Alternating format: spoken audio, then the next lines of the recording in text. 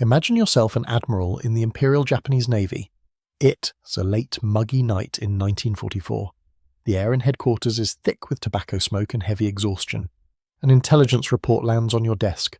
The paper feels cold to the touch. An American Essex-class aircraft carrier, the pride of their fleet, is burning. Fire devours its hangars, holes gape below the waterline. Its flight deck, twisted by explosions, resembles a crumpled sheet of metal. Your best analysts, after examining aerial photographs, deliver their verdict: the ship is out of action. For months. It will take weeks just to limp back to Pearl Harbor, and a full repair at the San Diego shipyards will take at least a year. This is a clear, undeniable victory. You lean back in your chair, hearing the creak of leather. Another enemy struck from the operational map. But only 3 weeks pass, 21 days, and a new report lands on your desk, sending a chill down your spine. Your pilots, sent on a reconnaissance-in-force mission, report something that defies the laws of physics, the laws of common sense. At the vanguard of the American strike force is that very same aircraft carrier. Fresh grey paint gleams on its sides under the tropical sun. F-6F Hellcat fighters roar as they launch from its perfectly smooth, restored deck. How? This cannot be. It's technically impossible. The nearest full-service shipyard is thousands of miles away across a hostile, submarine-infested ocean. This defies all laws of logistics, all military science. A whisper full of superstitious dread spreads through your headquarters. The Americans have learned to raise ships from the dead. It was no miracle, nor black magic. It was the work of the United States' most effective and most secretive weapon in the Pacific. A weapon that had neither 16-inch guns nor rapid-fire anti-aircraft cannons. It didn't sink enemy ships. It returned its own, which everyone considered lost, to service. This is the story of floating factory cities and phantom engineers. They methodically broke the Japanese war machine not in the roar of battles, but in the silence of distant, god-forsaken lagoons. And by the end of our story, you will understand how an invisible army of mechanics and steel leviathan dry docks rewrote the rules of naval warfare forever. To grasp the scale of this engineering marvel, one must crack the code of the Japanese admiral's thinking. In his mind, as in the minds of the entire general staff, resided one almost religious idea: Kantai Kessen, the decisive battle. Their entire war machine, from giant battleships to suicide pilots, was geared towards a single scenario: luring the American fleet to one point on the map and annihilating it with one perfect crushing blow. This was not war.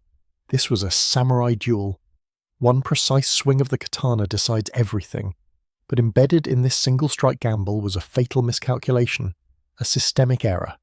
The Kantai Kessen doctrine completely ignored America's trump card, its roaring, insatiable industrial might.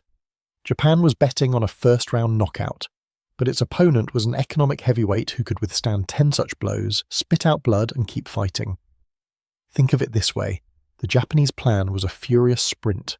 The Americans, however, were preparing for a long, relentless marathon of attrition. This is why victory reports in Tokyo seemed so dangerously rosy.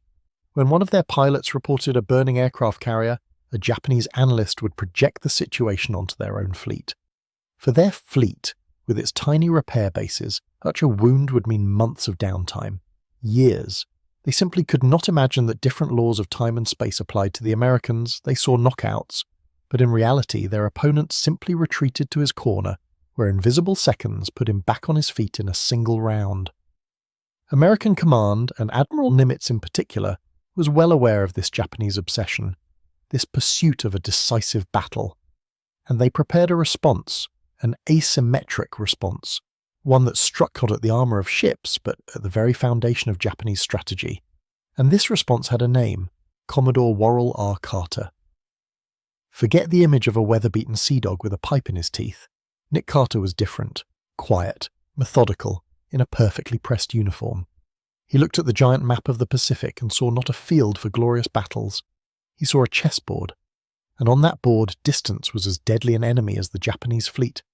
He saw not just ships, he saw the fragile arteries through which the blood of war flowed: fuel, ammunition, men. And every breached hull was an open wound on the body of the entire fleet, from which the most valuable commodity drained away: time. You couldn't win a war that way. And it was here that an idea was born in his mind, simple to the point of genius, and absolutely insane in its scope. Rule number 1, don't drag. The wounded ship to the dock. Bring the dock to the ship. This was a direct challenge to all naval logic of the time, logic that stated the fleet fights and the shipyard repairs, far behind the lines. Carter, however, said the shipyard will fight alongside the fleet. He proposed creating not just a supply squadron, he proposed creating an entire mobile naval base, a floating industrial city capable of following the fleet and performing major repairs right on the front lines. Thus, in January 1944, Service Squadron 10 was born, a concept that broke all the rules of naval warfare. On paper, it looked like science fiction. Imagine. To create from scratch, in the middle of a hostile ocean, a repair base whose capabilities surpassed any stationary shipyard in the world. This wasn't just moving equipment, it was creating an entire ecosystem, floating power plants, water desalination units, hospitals, supply ships packed with millions of spare parts, from tiny gyro compasses to multi-ton turbine blades, even floating breweries to boost morale, an entire metropolis, assembled from steel that could weigh anchor and move 1,000 miles in a week.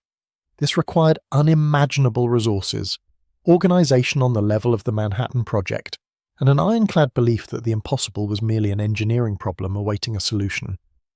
So the idea lay on the Admiralty's table. But what unique building blocks was Carter going to use to construct his floating factory city? What was the anatomy of this armada, which had no equal in world history? Imagine yourself a sailor, a destroyer, just hit by a kamikaze. The deck is slick with a mixture of water and fuel. The pungent smell of burnt metal and ozone hangs in the air. You brace yourself for a long, agonizing journey back to Pearl Harbor. But instead, after just a few hours steaming, something unimaginable rises on the horizon. It's not a fighting fleet, it's a slowly moving industrial city, massive hulking structures, smoking workshop chimneys, floating cranes as tall as a 15-story building. Your crippled ship is slowly guided into the heart of this steel metropolis. The anatomy of Service Squadron 10 was simple and ingenious. First, repair ships, true floating factories with foundries, welding shops, and machine shops capable of fabricating any part on the spot. Second, supply ships, floating hypermarkets, stocked with everything from 16-inch shells to fresh ice cream. But the heart of the squadron is technological marvel, with a giant floating dry docks. They were dubbed floating Grand Canyons. The largest of them, the ABSD-class docks, were modular structures of incredible size. They could submerge, filling their ballast tanks with a deep rumble, allow a damaged ship to pass over them, and then, roaring as they pumped out thousands of tons of water, lift it completely out of the ocean. Think about that. This steel behemoth could lift a 45,000-ton battleship out of the water, right in the middle of a lagoon on a godforsaken atoll, exposing the hull for repair of battle damage. Such a unique factory fleet could not operate in the open sea. It needed a base, a safe, expansive harbour, hidden from Japanese intelligence yet located close to the combat zone. And Carter, studying maps, found such a place. A point on the map destined to become the secret heart of the American fleet, and the busiest port on the planet. This port was called Ulithi. September 1944. Imagine the place. A ring of coral islets strung along a reef like pearls on a necklace. In the middle of the boundless ocean, a quiet, idyllic lagoon where, instead of the hum of engines, only the rustle of palm leaves could be heard. A few hundred locals fished in the clear water, living as their ancestors had for centuries. And then, one day, they saw a steel armada on the horizon. It was not the Japanese fleet, it was the Americans. Landing craft of the construction battalions, the famous Seabees, came ashore. They met no resistance. For the islanders, it was the end of their familiar world. And for the US Navy, the beginning of the greatest logistical project in human history. The choice of Ulithi was a strategic masterpiece. The atoll boasted one of the largest and deepest natural harbours in the world.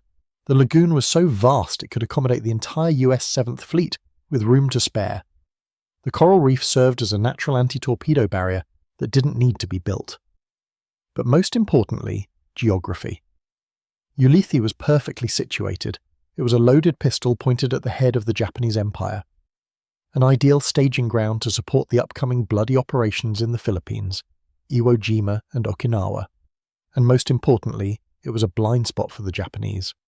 Far enough from their major bases that reconnaissance aircraft couldn't reach it, far enough to be nearly impossible to attack, but close enough to the front that wounded ships could reach it in a day or two. The scale of what happened next is mind-boggling. Within months, the quiet lagoon, where only fishing canoes once plied, transformed into the largest and busiest port on the planet. This is not a metaphor. At its peak, up to 700 American ships were simultaneously in Ulithi's waters. Think about that. 700 ships, from giant aircraft carriers to tiny tugboats. This unknown spot on the map briefly became the busiest port in the world. It surpassed New York and London combined. It was the secret, pulsating capital of American sea power, a ghost city that appeared on no civilian map. But giant dry docks and ideal geography were only half the equation. Steel is just steel. Iron doesn't fix itself. People were needed, not just sailors. Engineers, welders, electricians, mechanics were needed. Thousands of people with unique skills, nerves of steel, and the ability to perform engineering miracles under the distant roar of cannon fire. It was time to meet the true wizards of this war, an army in the shadow of the army, the naval construction battalions. They were called the Seabees. Dawn over Ulithi Lagoon doesn't begin with birdsong. It begins with the piercing, ear-splitting wail of a siren. Another ship has returned from the brink. It slowly, almost beast-like, inches into the calm water, and the screech of its battered hull against the tugboats echoes across the anchorage. It's an Essex-class aircraft carrier. Its flight deck, the steel heart of the fleet, ripped open like wet cardboard. A massive, gaping hole the size of a residential building blackens where planes roared skyward just yesterday. On board the repair ship there are no long meetings, no stacks of blueprints. There is only the task, stated calmly and firmly by the commander: by next week it must be operational. And thousands of people in work overalls, under the dazzling glare of floodlights, silently get to work. This was a typical Tuesday for Service Squadron 10. These men were called Seabees. The name originated from the phonetic abbreviation Seabeam Construction Battalion. But these weren't just soldiers taught to hold a hammer. These were America's finest civilian specialists urgently put into military uniform. Experienced welders from Detroit who yesterday assembled chassis for Fords, bridge engineers from Pittsburgh accustomed to working with 1,000-ton structures, mechanics from Texas oil fields who knew how to tame colossal pressure. All of them brought their invaluable civilian experience to the fleet and one simple, unwavering philosophy, encapsulated in their motto: can do. Not, we'll try to do it, not, we'll endeavour, but we can do it. For them, there were no impossible tasks, only those that required a little more time, ingenuity, and acetylene. But don't think they worked in a safe rear area far from the roar of guns. That's the most dangerous misconception. Ulithi Atoll, where up to 700 ships could be at once, wasn't just a workshop, it was a prime target. Japanese kamikazes broke through anti-aircraft barrages to reach the lagoon. Attempting to crash into ships under repair, Caton suicide torpedoes penetrated, seeking the most valuable prey. A working ABSD floating dry dock cradling a damaged battleship could at any second transform from a repair site into the epicenter of a detonation. There was no front line here. The boundary between rear and front was erased by the blinding sparks of welding machines and the crimson bursts of anti-aircraft shells in the night sky. Theory and generalities are important for understanding the scale of their work, but nothing demonstrates their skill and their unyielding can-do motto better than one specific documented story, a story that became a legend of the fleet, the story of a ship that by all laws of war and physics should have perished, a ship named USS Franklin, which simply refused to die. March 1945, the aircraft carrier USS Franklin. 2 250-kilogram Japanese bombs pierced the flight deck. They explode in the hangar, packed to capacity with aircraft, fueled, armed. What followed defies description. It was hell in its most concentrated form. Dozens of aircraft detonated one after another. Each explosion begat the next. Burning aviation fuel flowed like rivers of fire across the decks, seeping into lower compartments. Temperatures soared so high that steel bulkheads began to glow a dull cherry red. More than 800 men died in the first minutes of this inferno. The ship listed, lost power. It became one giant, uncontrollable bonfire in the middle of the ocean. A radio order sounding like a death sentence went out: abandon ship. But it was at this moment that Commodore Carter's system worked like a perfectly oiled machine.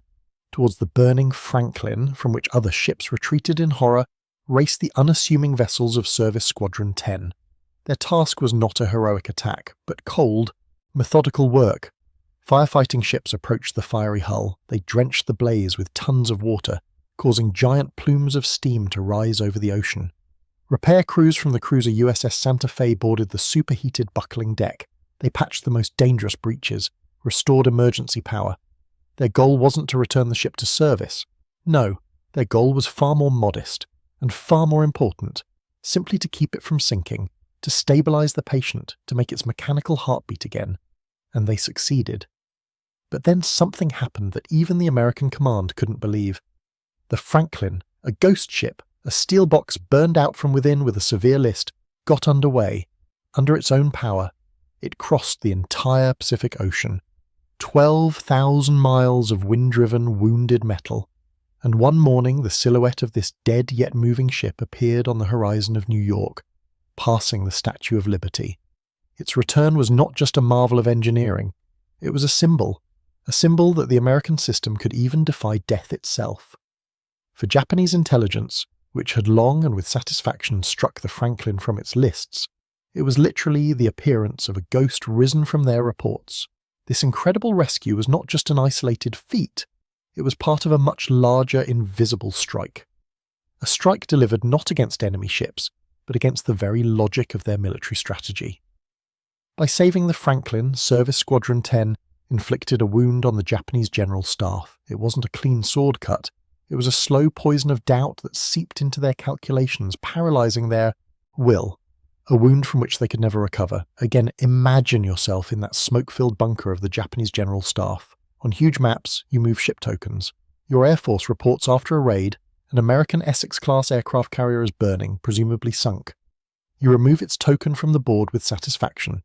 You plan your next operation, the Battle of Leyte Gulf, based on the enemy having one less aircraft carrier. But 3 weeks later in the decisive battle, pilots report with horror that very same ship is back in service. It's launching its aircraft. Once, it's an intelligence error. A second time, an unfortunate coincidence.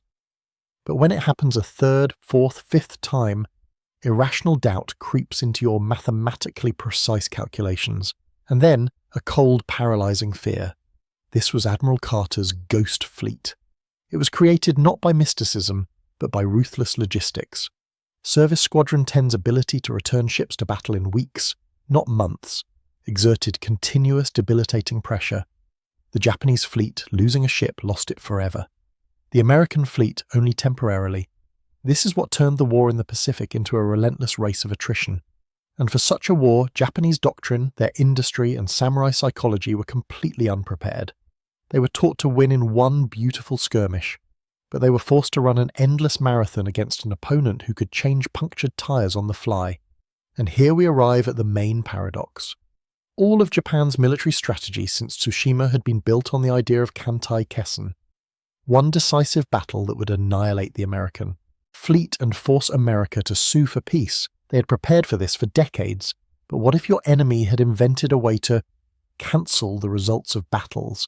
What if they could simply reset their fleet after suffering losses? Service Squadron 10, by its very existence, rendered the idea of a decisive battle meaningless. It turned the Japanese samurai sword into a powerless blade that inflicted wounds but could not kill, wounds that healed before their very eyes, transforming the opponent into an indestructible Oni demon from ancient legends. We have seen all the parts of this incredible victory machine. The fatal miscalculation of one side rooted in honour, the ingenious foresight of the other, born in an engineer's office, the floating city that arose in the middle of the ocean, and the wizards with welding torches who performed steel miracles under fire. Now it's time to put these parts together to see the mechanism as a whole, and to understand the main eternal lesson of this almost forgotten story. All of this operated as a single finely tuned industrial mechanism, stretched across thousands of miles. Japan's strategic blindness, its fanatical reliance on a single blow, created a vulnerability. Commodore Carter's ingenious idea exploited this vulnerability, transforming it into an asymmetric American advantage. The floating city called Service Squadron 10 became the instrument for implementing this idea. The secret Ulithi Atoll, where up to 700 ships were based, was the perfect stage for its realization. And the Seabee engineers, with their calloused hands, transformed a daring concept into a vibrating steel reality. This was not a chain of coincidences, it was a system designed to win not by force but by ingenuity and the speed of regeneration, and at the heart of this system stood invisible heroes. While newspapers on their front pages printed photographs of admirals and smiling ace pilots, the real methodical daily work of bringing victory closer was carried out amidst the deafening roar of compressors and the bluish glow of acetylene torches. It was done by men in grease-stained overalls, whose names would never appear in history books, whose faces were hidden behind welding masks. But it was their labour, their sweat mixed with metallic dust, that ensured that the celebrated heroes would always have a ship from whose deck they could launch into battle. This is a story about how victory has many fathers, and the most important among them too often remain in the shadows, asking for neither glory nor reward. The story of the floating dry docks in the Pacific proves a simple yet profound truth. We are accustomed to thinking that the most powerful weapons are those capable of destruction, a missile, a bomb, a torpedo, but perhaps it is the opposite. Perhaps the most powerful weapon in any war is not what can destroy the enemy, but what gives you the ability to recover faster than them. Resilience, flexibility, the capacity for regeneration. The American fleet proved to be like the mythical Hydra. Where one head was cut off, a new one grew. It was this quality, this engineering tenacity that proved stronger than the most fanatical and desperate attack. Ultimately, this story poses a question. What was the decisive factor in winning that terrible war? The incredible bravery of soldiers and sailors going into battle on the front lines? Or the quiet, invisible genius of engineers who gave them the ability to return to that fight again and again? Was the heroism of a Marine raising the flag on Iwo Jima possible without the welder who, a week earlier under enemy skies, patched the hull of his landing craft? What is more important, the ability to strike or the ability to endure it? Ponder this, and let us know what you think.